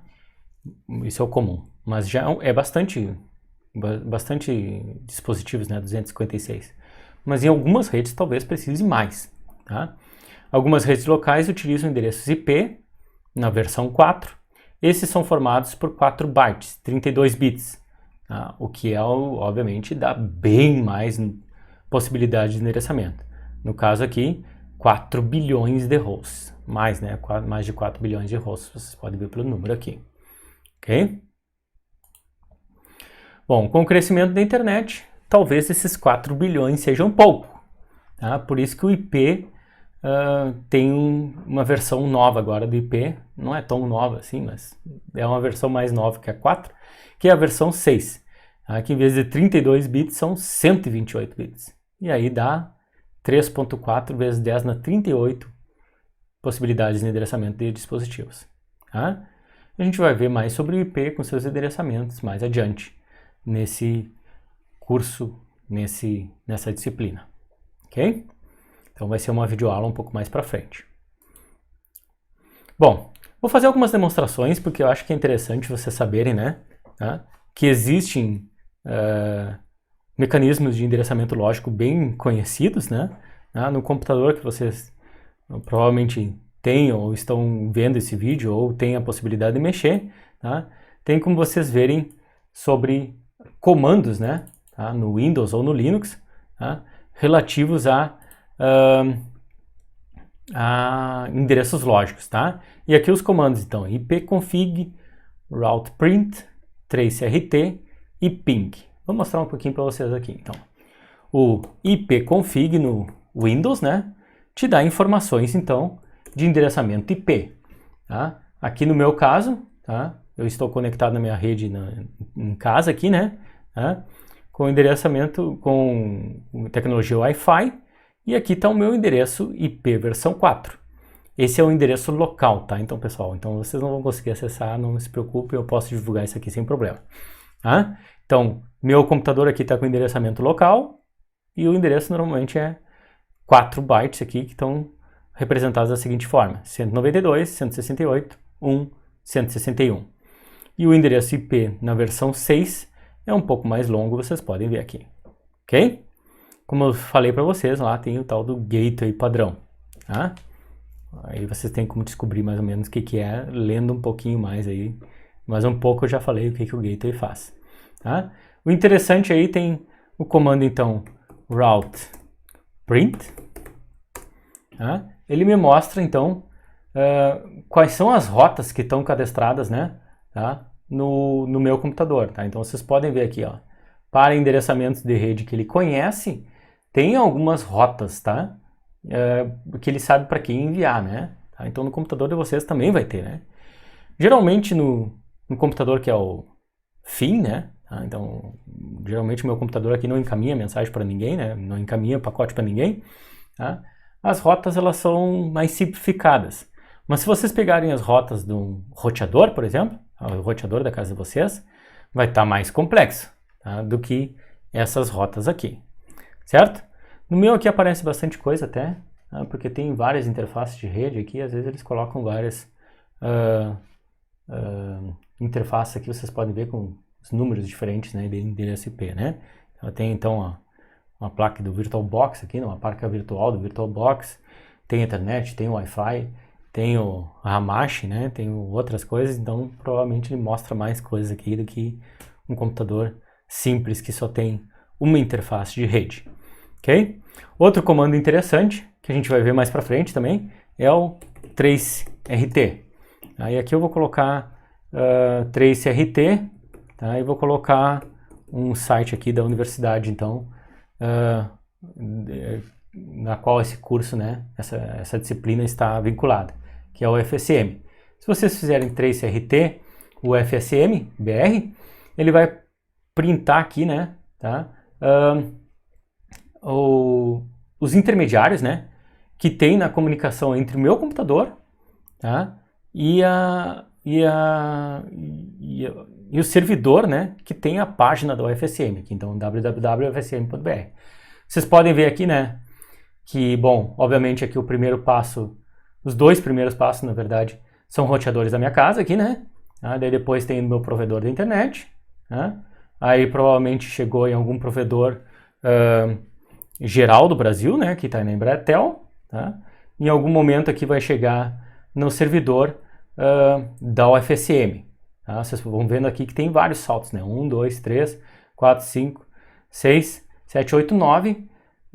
Ainda está na Embratel. Tá? Às vezes ele demora um pouquinho. Na verdade, acho que esse aqui vai demorar bastante. Acho que são uns 15 saltos, se não me engano, para chegar até o servidor da UFSM. Tá? Aqui tem algumas coisas que às vezes ele não mostra. Ó, aqui chegou no servidor da UFSM, ó. Esse 200, 238, 62, alguma coisa. Ah, não, é a rede T, ó. Apareceu aqui Metropol, TBR. Tá? E aí, ó, o UFSM chegou. Tá? Chegou no UFSM, mas não chegou ainda no servidor que tem a página do UFSM. Tá? Então, ele já está no 15º salto aqui. Se não me engano, o limite do trace sem configuração aqui é 20, né, pessoal? Tomara que ele chegue até o fim, né? Então aqui tem os atrasos também relativos, ó, tá? Então esse aqui geralmente, se não me engano, é o mínimo. Não, não é mínimo. Tá, mas tem um média, mínimo e máximo aqui. Eu agora não sei qual é que é um, qual é que é outro, tá? E ó, em 17 saltos então. Então passou por 17 roteadores para o meu pacote lá chegar ao servidor da UFSM, tá? Isso porque eu estou em Santa Maria, aqui é a Universidade de Santa Maria, e já tem 17 passos. Se uma pessoa estiver no exterior, lá provavelmente vai ter, sei lá, no mínimo uns 30 saltos, ok? Então, só para vocês terem uma ideia, tá? Aqui tem elementos intermediários. Outro comando interessante é o ping, tá? Ping verifica, então, a latência da comunicação com algum servidor, tá? Algum dispositivo. No caso aqui eu fiz ping com o FSM.br, então esse mesmo aqui, né? Tá? E ele dispara aqui no mínimo 4 pacotes, tá? E verifica os tempos, né, desses pacotes. Vocês podem ver aqui então. São pacotes todos de 32 bytes, são números aleatórios, na verdade, tá? E ele verifica os tempos aqui, ó. Primeiro resposta chegou com 76 milissegundos, depois segunda 77, 75, 95. Isso aqui pode variar conforme a carga da rede, tá, pessoal? E aí ele faz as métricas aqui. Então, o mínimo foi 75, máximo 95, vocês estão vendo aqui, né? E a média foi 80 milissegundos, tá? Geralmente, abaixo de 100 milissegundos é bem aceitável a comunicação, tá? Claro que o ideal é que fosse menos ainda, né? Ah, mas já é bem aceitável, ok? Bom, para quem tem conexões mais rápidas ainda, né? Talvez consiga valores mais baixos, tá? Então aqui alguns exemplos de comandos, então, que vocês podem utilizar para ver serviços de rede do computador de vocês, ok? Bom,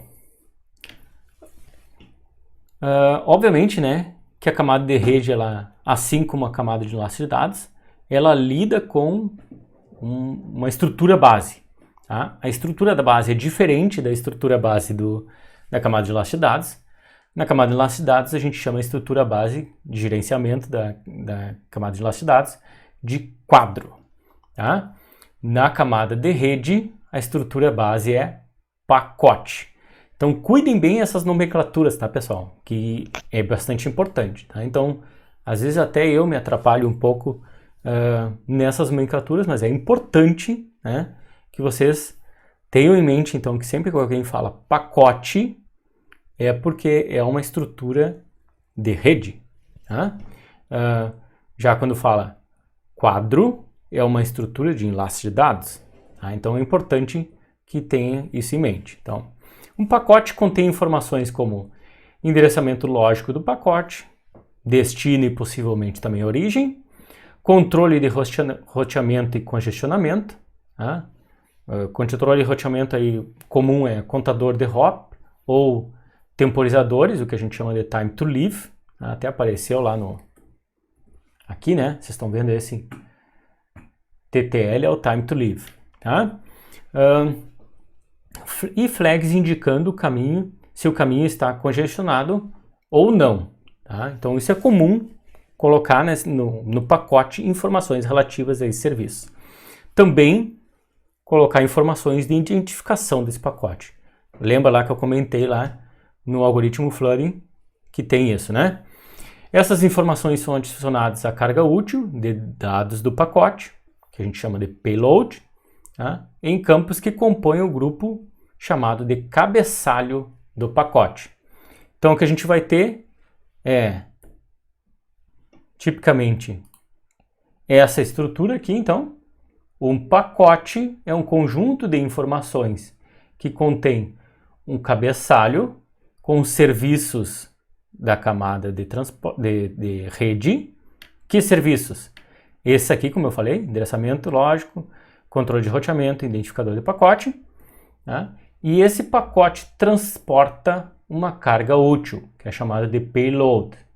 Tá? Esse pacote em si, então, com esse cabeçalho e com a carga útil, é colocado dentro de um quadro. Tá? Isso a gente chama de encapsulamento. Esse quadro também tem um campo de carga útil. Tá? O pacote é colocado dentro da carga útil do quadro. Tá? O quadro tem um cabeçalho também e muitas vezes tem um trailer. Tá? Então aqui serviços da camada de rede, serviço da camada de enlace de dados, serviço da camada de física, tá? Transmissão. Tá? Então vocês veem aqui que aqui é uma sequência de bytes, né? Tá? Aqui, obviamente, eu não coloquei, mas tem uma sequência de bytes também, contendo endereçamento lógico, dados da aplicação e assim por diante. Ok? Então tomara que tenha ficado bem claro isso para vocês, né? Tá? E tomara que tenha ficado bem claro para vocês também a diferença, né, das conexões físicas com as conexões lógicas. Uma coisa é uma coisa, outra coisa é outra coisa. São diferentes. Então, conexões físicas são mais fáceis da gente enxergar, mas a gente tem conexões lógicas também. Então, né, como eu falei, quando a gente fez o TraceRT ali com o FSM.br, vocês viram, né, que o meu computador está logicamente conectado com o servidor da UFSM. Ah, mas tem 15 elementos intermediários entre o teu computador e o servidor da UFSM. Sim, todos esses elementos intermediários estão fazendo roteamento. Tá? Quer dizer que o meu computador está logicamente conectado com a rede da UFSM. Se não estivesse logicamente conectado, obviamente eu não ia conseguir fazer o TraceRT, eu não conseguia pedir dados para o servidor da UFSM. Tá? Então, logicamente, eu estou conectado. Fisicamente, não. Tá? Só estou logicamente conectado ao servidor da UFSM, assim como muitos outros servidores da rede mundial de computadores, internet, então, porque tem serviços de rede. Tá? Então, a topologia lógica, às vezes, não é tão fácil da gente enxergar. Tá? Na internet, obviamente, que essa topologia lógica é muito complexa. Tá? Mas já em redes industriais as topologias são menores, os dispositivos envolvidos são menores. Tá? Então aí às vezes fica mais fácil da gente enxergar. Tá? Então a maneira como as ligações de rede estão organizadas se chama topologia lógica. Tá? Contraposição com a topologia física, pessoal. Tá? E aqui eu coloquei então as topologias que eu já abordei com vocês, né? Ponto a ponto, totalmente conectada. Desculpa, barramento, topologia, ponto a ponto, né, totalmente conectado, barramento, estrela e anel. Não é muito comum a gente ter topologia lógica em barramento, nem em anel. Ah, não pode existir, professor? Claro que pode existir, mas não é comum, tá? Então, os mais comuns lógicas são ponto a ponto, você já deve ter ouvido falar, peer-to-peer, tá? Totalmente conectado, onde todos os dispositivos estão conectados a todos os dispositivos, logicamente. Estrela, onde os dispositivos aqui das pontas, né, estão conectados a um elemento central, tá? Geralmente roteador, né? Tá? Esses são os mais comuns. Tá? E importante, mais uma vez frisando, tá? Não é serviço da camada de rede o gerenciamento dos enlaces de dados. Tá? Então, se um enlace de dados foi perdido, não é serviço da camada de rede restabelecer essa conexão física. Tá? A camada de rede lida com estabelecimento de conexões lógicas em cima das conexões físicas. Tá? Então, já parte como base que tem conexões físicas. Se não tiver conexões físicas, óbvio que não vai ter conexão lógica. Ok? Nenhuma, né? Certo, pessoal? Então, era isso sobre a camada de rede. Tá? Espero que tenha ficado claro essa função e a unidade de informações que a camada de rede manipula. Tá? Na próxima videoaula vamos ver sobre a camada de transporte, que lida com segmento de dados, tá? E serviços principais são confiabilidade, então, em conexões fim a fim e controle de fluxos dessas conexões fim a fim. Certo, pessoal? Era isso, então. Um abraço e até a próxima videoaula.